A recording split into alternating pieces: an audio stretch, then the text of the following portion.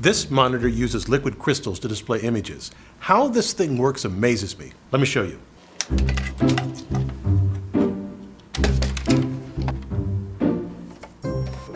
Let's start at the back of the screen. If you look here, you'll see a row of LED lights at the bottom called the backlight. These are the only lights in the monitor. Next, I'll put in what's called the optical system, which makes the light even across the back of the screen. Now, the first sheet makes a nice, even white background for the light. The next piece is called a light guide plate. You can see it's covered with dots. When light enters from the bottom edge, it propagates down the plate by total internal reflection, unless it hits one of the dots. And they make some of the light rays emerge out of the front. Then engineers place a diffuser film. It helps eliminate the dot pattern from the light guide plate. Then comes a prism film. You can notice here that where I have the sheet, it's much brighter than where it isn't.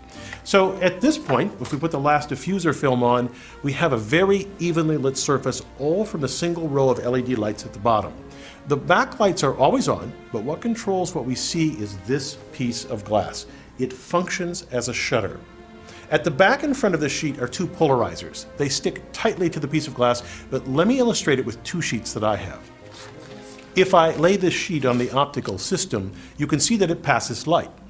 And if I put this piece on top, it also allows light to pass. But if I rotate it exactly 90 degrees to the bottom sheet, you'll see the light disappears.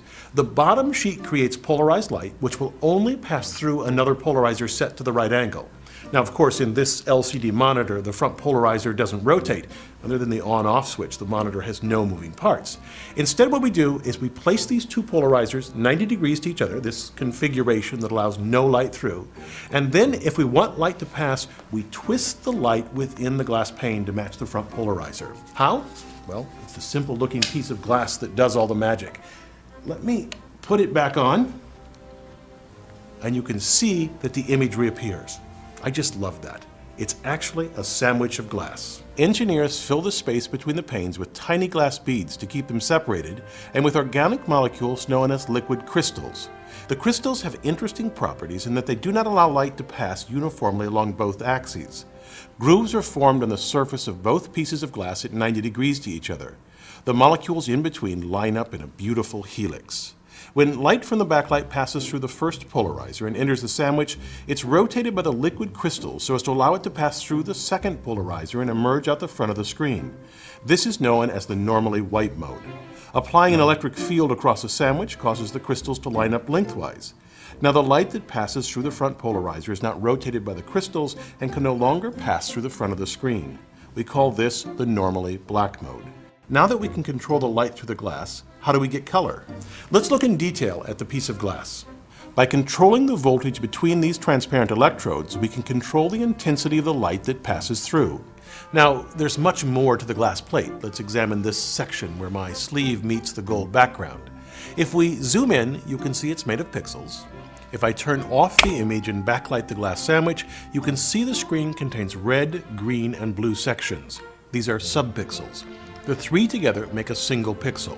In the sandwich, they are simply colored tiles that overlay the front transparent electrodes. They follow the RGB color model. We adjust the electrode shutter behind the subpixels so that they make up a particular color. For example, to get the color of the blue in my shirt, we set the red subpixel to 12% of maximum intensity, green to 21%, and blue to about 50%. And now for the last critical piece in the glass sandwich. On the back pane, engineers paint tiny devices called thin film transistors. That's why these monitors are often labeled TFT. Each subpixel has a transistor which controls it. This transistor you see here functions as a switch that allows the screen to be updated row by row. By applying a voltage to a specific row while keeping the other rows grounded, we allow each subpixel in that row to receive video data coming from the top of the screen. Only one row can receive information at a time, but the speed with which this happens for each row is so fast that your brain blends it into a fluid image. What an amazing device, and also the technology that allowed computing to go mobile. Imagine laptops, cell phones, and tablets without lightweight screens. I'm Bill Hammack, the Engineer Guy.